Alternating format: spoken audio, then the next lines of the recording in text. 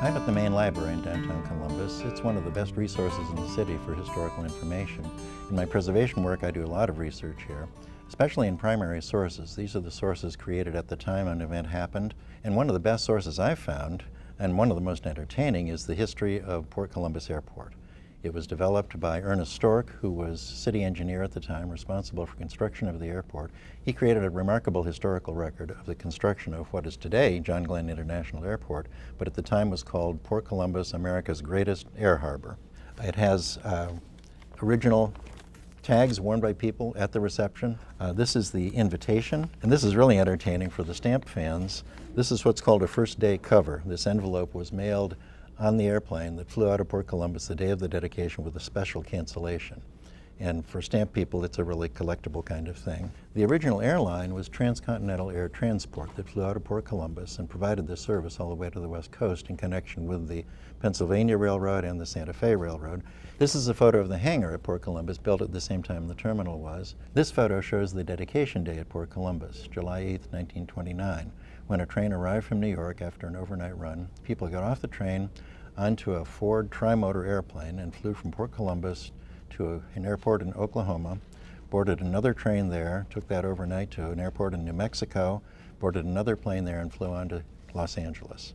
It was a 48-hour trip. It cut a whole day off travel coast to coast, and it was a really big thing at the time it started. And these photos are wonderful, but both those buildings still exist, so why don't we go out to the airport, have a look at them. I've always been interested in transportation history, air, rail, water.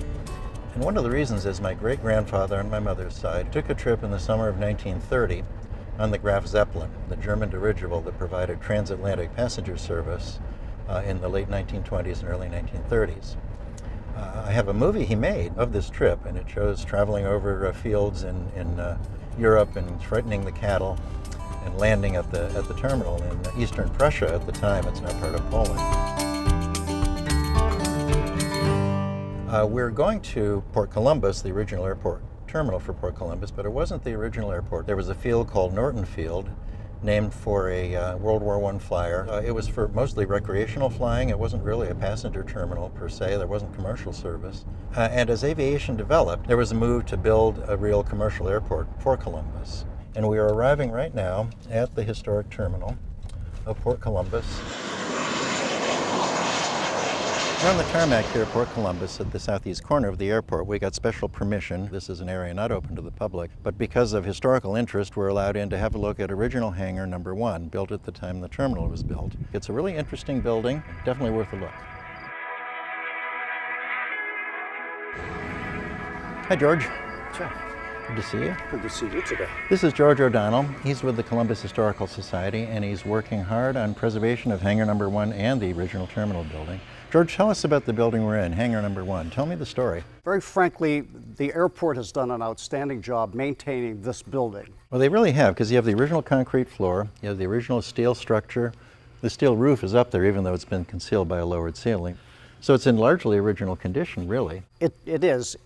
I want to also point out the fact that this particular structure was duplicated in 2 or 3 additional airports to the west of us that were cited by Charles Lindbergh. This is the only one that remains intact in place. Well, it's a wonderful old building, and it provided support for the activities at the historic terminal building, of course, because that's where the operations really took place. So we'll get a look at that as well.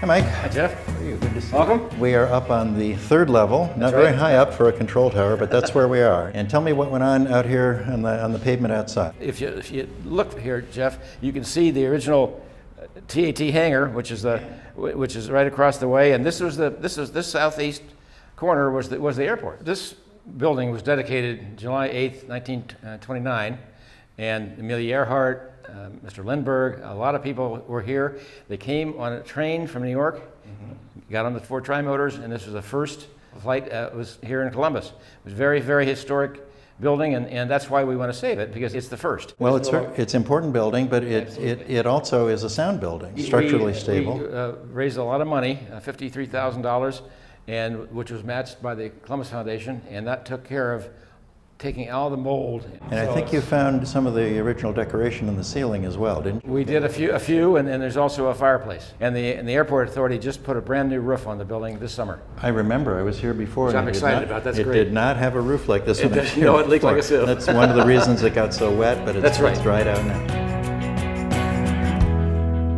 It's important to preserve places like the old Columbus Terminal because they tell the story of the people who made our city. So we look forward to a future that keeps these landmarks as part of a living city.